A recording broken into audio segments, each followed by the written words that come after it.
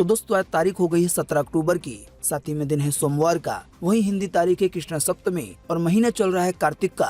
तो आइए बिना देर किए फटाफट से जानते हैं आज की ताज़ा खबरें और मुख्य समाचार। तो ये रही पहली बड़ी खबर। पीएम मोदी 17 अक्टूबर को करेंगे किसान सम्मान सम्मेलन का उद्घाटन। साथ ही इसी दौरान किसान सम्मान निधि योजना की 12वीं किस्त भी जारी करेंगे। जी हां, प्रधानमंत्री नरेंद्र मोदी आज 17 अक्टूबर को भारतीय कृषि अनुसंधान संस्थान के पूसा मेला ग्राउंड में 2 दिवसीय पीएम किसान सम्मान सम्मेलन 2022 का उद्घाटन करेंगे। इस अवसर पर PM Modi agri startup conclave व प्रदर्शनी का भी उद्घाटन करेंगे। एक और जरूरी बात यह कि इसी मौके पर किसान सम्मान निधि योजना की 12वीं किस्त यानी कि 2-2 हजार रूपए किसानों के खाते में भेजे जाएंगे। जो लोग इस योजना का फायदा लेते हैं उन्हें पता होगा कि 12वीं किस्त वैसे भी काफी लेट हो चुकी है। वैसे आप नहीं जानते हैं तो आपको बता दें, ये देरी KYC की वजह से हुई है। हमने अपने पिछले कई मुख्य समाचार में आपको बताया है कि सरकार को ये जानकारी मिली थी कि बहुत सारे ऐसे लोग भी हैं जो कि गरीब किसान न होने के बावजूद इस योजना का फायदा उठा रहे हैं। इसी की वजह से सरकार ने सख्ती की और KYC को अनिवार्य करते हुए इस पे ज्यादा ध्यान दिया। पीएम मोदी से जुड़ी देखें एक और बड़ी खबर। पीएम मोदी ने 75 डिजिटल बैंकिंग यूनिट लॉन्च की। इसके जरिए देश के 75 जिलों में मिलेगी सुविधा। इससे आसानी से हो सकेंगे बैंकिंग से जुड़े काम। जी हां, प्रधानमंत्री नरेंद्र मोदी ने बीते रविवार को वीडियो कॉन्फ्रेंसिंग के जरिए 75 डिजिटल बैंकिंग यूनिट लॉन्च की। बताया गया है डिजिटल बैंकिंग यूनिट का लक्ष्य देश के कोने कोने तक डिजिटल बैंकिंग का लाभ पहुंचाना है। इसमें सभी राज्यों और केंद्र शासित प्रदेशों को कवर किया जाएगा। बताया गया है डिजिटल बैंकिंग यूनिट में साल में 365 दिन 24 घंटे बैंकिंग सुविधाएं मिलेंगी। सबसे पहले आइए आपको आसान सी भाषा में बताते हैं कि डिजिटल बैंकिंग यूनिट क्या है। तो इसके बारे में जानकारी दी गई है कि कमर्शियल बैंक जो पहले से ही डिजिटल बैंकिंग कर रहे हों, अब वो डिजिटल बैंक यूनिट भी चला सकेंगे। आपको बता दें, ये बैंक फिजिकल होंगे, यानी कि इन यूनिट्स में आप जा सकेंगे, पर इनकी सेवाएं पूरी तरह से डिजिटल होंगी। और ज्यादा आसान सी भाषा में समझने के लिए आप डिजिटल बैंकिंग यूनिट को एक छोटा सा बैंक ही मान सकते हैं। हालांकि दूसरे बैंकों के मुकाबले सबसे बड़ा फर्क ये होगा कि यहाँ की सभी तरह की सेवाएं पूरी तरह से डिजिटल होंगी, यानी कि आप जो भी काम करवाएंगे वो सभी काम ऑनलाइन हाथों हाथ होंगे। यहाँ पर आपको सेल्फ का भी ऑप्शन मिल जाएगा। अब अगर ये बात की जाए कि डिजिटल बैंकिंग यूनिट में क्या क्या सुविधाएं मिलेंगी, तो पीएमओ के अनुसार डिजिटल बैंकिंग यूनिट छोटे आउटलेट होंगे जो लोगों को डिजिटल बैंकिंग से जुड़ी कई तरह की सुविधाएं देंगे। इसमें बचत खाते खोलने, बैलेंस चेक करना, फंड ट्रांसफर, पासबुक प्रिंट करना, साथ ही में निवेश करना या लोन की एप्लीकेशन देना, साथ ही में जारी किए गए चेक के लिए पेमेंट को रोकने के निर्देश देना, साथ ही में क्रेडिट या डेबिट कार्ड के लिए आवेदन करना। इसके अलावा टैक्स और बिल पेमेंट जैसी कई तरह की और सुविधाएं इसमें मिलेंगी। देखें अगली खबर। बिहार के मुजफ्फरपुर में हिजाब हटाने को कहा तो भड़की छात्राएं। प्रिंसिपल बोली, परीक्षा में ब्लूटूथ पहने होने का शक था, उतारने को कहा तो धर्म से जोड़ा। जी हां, बिहार के मुजफ्फरपुर के कॉलेज में बीते रविवार को हिजाब को लेकर जमकर हंगामा हुआ। प्रिंसिपल ने बताया कि कॉलेज में सेंटअप परीक्षा चल रही थी। परीक्षा में कुछ लड़कियां हिजाब पहने बैठी हुई थी। शिक्षक को उन लड़कियों के ब्लूटूथ डिवाइस पहने होने का शक हुआ। इस पर उन्होंने छात्राओं को हिजाब हटाकर कान दिखाने को कहा। इस पर लड़कियां भड़क गयी और परिजन को बुला लिया। छात्राओं ने आरोप लगाया कि शिक्षक ने जबरन हिजाब हटाने को कहा। साथ ही मुस्लिम छात्राओं ने बताया उन्हें देशद्रोही बताया और पाकिस्तान जाने को कहा। हंगामा होने पे पुलिस भी पहुंची। बाद में प्रिंसिपल ने लड़कियों को समझाया और मामला शांत कराया। आपको बता दें, ये मामला मोहन दर्शनदास महिला कॉलेज का है। शायद दोस्तों आप में से अक्सर लोगों को पता होगा कि अभी कर्नाटक में कॉलेज में हिजाब पहनने को लेकर कितना ज्यादा विवाद हुआ। मामला अभी तक सुप्रीम कोर्ट में पेंडिंग है। आने वाले दिनों में ऐसा हो सकता है बिहार में भी हिजाब को लेकर बड़ा बवाल खड़ा हो जाए। देखें अगली खबर। दिवाली पे बन रहे हैं चांदी के नकली सिक्के। एक सिक्का बनाने की लागत आती है केवल 18 रुपए। इसे बेचते समय फर्जी सर्टिफिकेट भी दिया जा रहा है। जी हाँ, अगर आप दीपावली पर महालक्ष्मी पूजा के लिए चांदी के सिक्के खरीदने जा रहे हैं तो अलर्ट हो जाएं। ऐसा हो सकता है कि आप भी 550 रुपए देकर 18 रुपए वाला चांदी का खोटा सिक्का ले आएं, क्योंकि ऐसा कई लोगों के साथ हो रहा है। इसकी सबसे बड़ी वजह यह है कि बाजार में चांदी के सिक्कों के हूबहू नकली सिक्के बिक रहे हैं। बताया गया है महज 400 रुपए किलो वाली गिलेट धातु और 1000 रुपए किलो वाले जर्मन सिल्वर से इन्हें फैक्ट्रियों में तैयार किया जा रहा है और मार्केट में पहुंचाया जा रहा है, लेकिन इसकी कीमत 55,000 रुपए किलो वाली चांदी की वसूली जा रही है। दैनिक भास्कर की तरफ से ये जानकारी दी गई है और बताया गया है कि चांदी में मिलावट कर नकली सिक्के बनाने और बेचने का ये खेल राजस्थान के जयपुर, अजमेर, कोटा और जोधपुर जैसे बड़े शहरों में धड़ल्ले से चल रहा है। सिक्के ढालने की बड़ी बड़ी मशीनों पर दिन रात सैकड़ों किलो नकली चांदी के सिक्के ऑर्डर पर तैयार किए जा रहे हैं। बताया गया है यहाँ से बने सिक्के ज्वेलरी शोरूम और छोटे व्यापारियों के जरिए आपके घर पहुँच सकते हैं। इसी की वजह से आपको सावधान रहना चाहिए। देखें अगली खबर। देश में पहली बार हिंदी में होगी डॉक्टरी की पढ़ाई। अमित शाह बोले, शिवराज ने पीएम मोदी की इच्छा पूरी कर दी, इससे देश में क्रांति आएगी। जी हाँ, देश में पहली बार मध्य प्रदेश में MBBS की पढ़ाई यानी कि डॉक्टरी की ये बड़ी पढ़ाई हिंदी में होगी।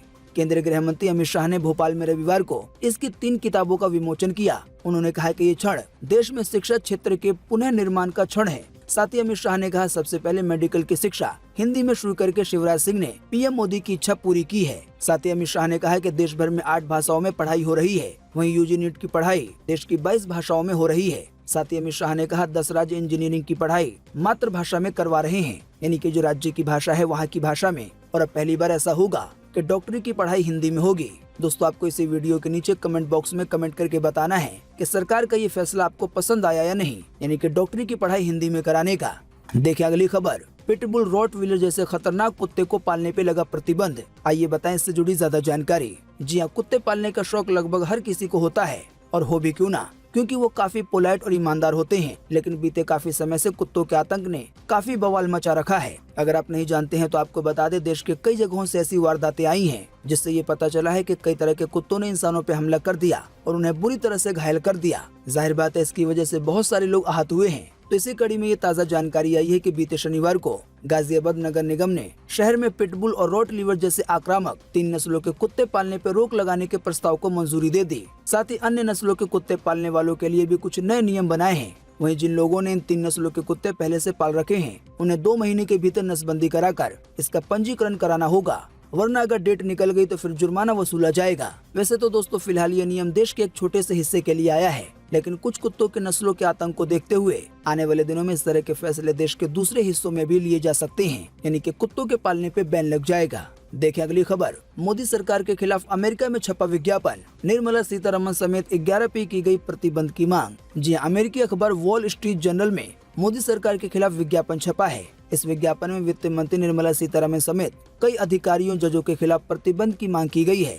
आपको बता दें, इस विज्ञापन को अमेरिका की गैर सरकारी संस्थान फ्रंटियर्स ऑफ फ्रीडम ने जारी किया है। आपको बता दें, ये विज्ञापन 13 अक्टूबर को छपे अंक में प्रकाशित किया गया था। इस विज्ञापन का शीर्षक मोदीज मैग्नित्स्की 11 दिया गया है। दरअसल 2016 में अमेरिका ने ग्लोबल मैग्नित्स्की एक्ट बनाया था, जिसके तहत उन विदेशी सरकारों के अधिकारियों को प्रतिबंध किया जाता है जिन्होंने मानव अधिकारों का उल्लंघन किया है। तो इसी अधिकार का इस्तेमाल करते हुए एक संस्था ने अपने देश की वित्त मंत्री निर्मला सीतारमण समेत कई बड़ी हस्तियों को प्रतिबंध करने की मांग की है, यानी कि अमेरिका में उन पे बैन लगाने की मांग की है। आसान सी शब्दों में कहें तो जो विज्ञापन जारी किया गया है उसमें लिखा है कि मिलिए उन अधिकारियों से जिन्होंने भारत को निवेश के लिए एक असुरक्षित जगह बना दिया। साथ ही आपको बता दें, इस विज्ञापन को तब प्रकाशित किया गया जब वित्त मंत्री निर्मला सीतारमण विदेश दौरे पर हैं। देखें अगली खबर, मनीष सिसोदिया को सीबीआई का समन।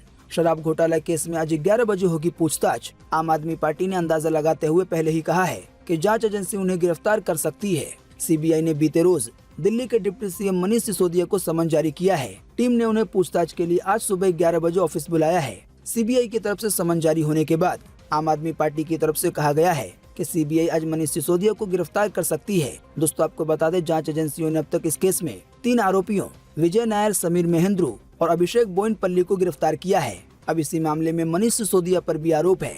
हालांकि आम आदमी पार्टी के नेता आतिशी ने प्रेस कॉन्फ्रेंस करके कहा है कि सोमवार को, यानी कि आज, मनीष सिसोदिया सीबीआई मुख्यालय जाएंगे तो उन्हें गिरफ्तार कर लिया जाएगा। साथ ही आम आदमी पार्टी के नेता ने कहा कि आज तक सीबीआई बता नहीं पाई है कि मनीष सिसोदिया के पास से उन्हें क्या मिला है। साथ ही कहा, सीबीआई ईडी ने फर्जी घोटाले की जांच के लिए 400 से 500 ऑफिसर्स को लगाया है, लेकिन अब तक जांच एजेंसियों को 1 रुपए का भी भ्रष्टाचार नहीं मिला है मनीष सिसोदिया को लेकर। अब देखते हैं आज क्या होता है। देखें अगली खबर, ससुराल सिमर का फेम वैशाली ठग करने की खुदकुशी, जबरदस्ती शादी करना चाहता था पड़ोसी। जी हां, popular TV show Sasural Simar का में अंजलि भारद्वाज का किरदार निभाने वाली एक्ट्रेस वैशाली ठक्कर ने सुसाइड कर लिया है। 30 साल की वैशाली का शव इंदौर की साईं बाग कॉलोनी में उनके घर पे मिला है। साथ ही आपको बता दें, उन्हें स्टार प्लस के मशहूर टीवी सीरियल ये रिश्ता क्या कहलाता है में संजना के रोल से भी खासी पॉपुलैरिटी मिली थी। इंदौर के एसीपी एम रहमान के अनुसार वैशाली ठक्कर को पड़ोस में रहने वाला राहुल नाम का लड़का परेशान कर रहा था, जिसके चलते उन्होंने ये आत्महत्या की है। बताया गया वैशाली एक दूसरे व्यक्ति से शादी करने वाली थी, लेकिन राहुल ने इसे तुड़वा दिया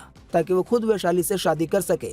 देखें अगली खबर, 11 साल की बच्ची का गैंगरेप हुआ और अब बन गई है मां। इसी की वजह से अब घर से बाहर नहीं निकलती। साथ ही कहती है वो मुझे और मेरे बच्चे को मार डालेंगे। जी अभी अपनी स्क्रीन पे जो आप फोटो देख रहे हैं वो गुड़िया की है। आपको बता दें ये उन्नाव जिले की रहने वाली है। उम्र है महज 11 साल। हालांकि अभी एक बच्चे की माँ है। शायद ये जानने के बाद आपको भी शौक लगा होगा। असल में बात यह है कि बीते 13 फरवरी को उसके पड़ोस के 5 लड़कों ने उसके साथ गैंगरेप किया, जिसके बाद वो कब्रिस्तान में तड़पते तड़पते बेहोश हो गई। होश आया तो शरीर हर जगह से नुचा कुटा और खून से लथपथ था। किसी तरह से लड़खड़ाती हुई ये बच्ची अपने घर पहुंची। घटना के लगभग 8 महीने बीत गए हैं और अभी 11 साल की गुड़िया की गोद में 22 दिन का एक बच्चा है। बताया गया है गुड़िया 13 फरवरी को पड़ोस में चीनी लेने के लिए गई थी, तभी लड़के उसे उठा के ले गए और गुड़िया के साथ इस दरिंदगी को अंजाम दिया। हालांकि रेप के बाद जब गर्भ ठहर गया तो बच्चे को गिराया नहीं गया। फिर धीरे धीरे जब पेट के अंदर बच्चे का साइज बड़ा होने लगा तो बताया गया है कि गुड़िया का छोटा सा शरीर दर्द के मारे ऐंठ गया था। बच्ची यानी कि गुड़िया के पिता ने इस बारे में कहा है कि मैंने कभी नहीं सोचा था कि मेरी बेटी के साथ ऐसा कुछ हो जाएगा। साथ ही गुड़िया के पिता ने कहा कि बहुत मुश्किल से रेप की घटना को भूले थे। हालांकि अब बच्चा होने के बाद ये जीवन भर याद रहेगा। साथ ही गुड़िया ने भी कहा ये बच्चा उन 5 लोगों के गंदे काम को भूलने नहीं देता है। ऐसे ही जो गुड़िया की माँ है उन्होंने कहा कि जब से ये हादसा हुआ है तब से हमारे पूरे परिवार ने न भरपेट खाना खाया है, न कोई सुकून से सो पाया है। दोस्तों शायद वैसे आपको जानकर हैरानी होगी कि बीते साल 2021 में भारत में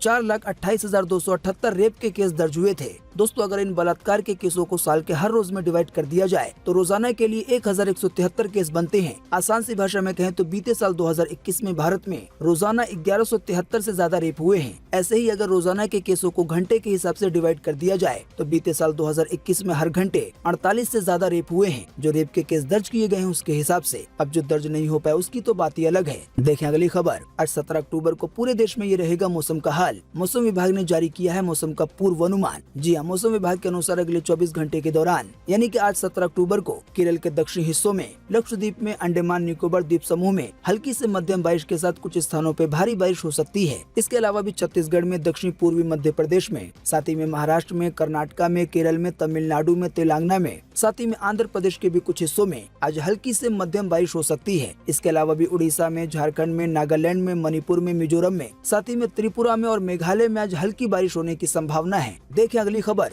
जेल जैसा है चीन का कोविड आइसोलेशन सेंटर। बॉक्स में कैद कर दिया गया है पेशेंट को, खिड़की खोलकर दिया जाता है दवा और खाना। हर्ष गोयनका ने शेयर किया है ये वीडियो। जी हाँ, चीन में कोरोना के मामले फिर बढ़ रहे हैं। इसी बीच बिजनेस टाइकून हर्ष गोयनका ने एक वीडियो शेयर किया है। वीडियो में देखा जा सकता है कि चीन के आइसोलेशन सेंटर्स में मरीजों की स्थिति कैदियों जैसी है। गोयनका ने जो वीडियो शेयर किया है उसमें कुछ जेल की बैरक जैसे कमरे दिख रहे हैं। सफेद रंग के इन बॉक्स में छोटी छोटी खिड़कियां खुलती हैं और पीपी किट पहने एक व्यक्ति उसमें से कुछ देता है। गोयनका ने इस वीडियो को शेयर करते हुए कैप्शन में लिखा है कि अगर आप सोच रहे हैं कि ये जेल है तो आप गलत हैं। असल में ये जेल नहीं बल्कि चीन का कोविड आइसोलेशन सेंटर है। हालांकि दोस्तों अभी तक ये पता नहीं चल सका है कि ये वीडियो चीन के किस प्रांत का यानी कि किस हिस्से का है। आइए दोस्तों आपको लगे हाथों बताते हैं कि अभी अपने देश में कोरोना को लेकर क्या हालात चल रहे हैं। तो देखें अपनी स्क्रीन पर। बीते रोज एक बार फिर से मिले 2300 से ज्यादा नए मामले कोरोना वायरस के। इसी दौरान फिर गई है 5 लोगों की जान कोरोना के कारण। जी हाँ, बीते रोज लगभग 24 घंटे में एक बार फिर से 2300 से ज्यादा नए मरीज मिले हैं कोरोना वायरस के। इन नए मरीजों के मिलने के बाद अब देश में कोरोना के एक्टिव केसों की संख्या 26,625 हो गई है। यानी कि पूरे देश में कोरोना के इतने मरीज हैं। बाकी जैसा कि हमने आपको बताया 5 लोगों की जान फिर गई है कोरोना के कारण देश भर में बीते 24 घंटे में। हाँ, लेकिन अच्छी बात ये रही कि इसी दौरान 2300 से ज्यादा लोग ठीक भी हुए हैं। आइए दोस्तों अगली खबर में जानते हैं T20 वर्ल्ड कप के मैचों का अपडेट। दोस्तों वैसे सबसे पहले आपको बता दें अगर आप नहीं जानते हैं कि बीते 16 अक्टूबर रविवार से T20 वर्ल्ड कप शुरू हो चुका है। आने वाले दिनों में इंडियन टीम भी इसमें कई मैच खेलेगी। तो बीते रविवार को पहला मैच नामीबिया और श्रीलंका के बीच खेला गया। इस मैच में नामीबिया की टीम ने 20 ओवर में 7 विकेट खोकर 163 रन बनाए थे।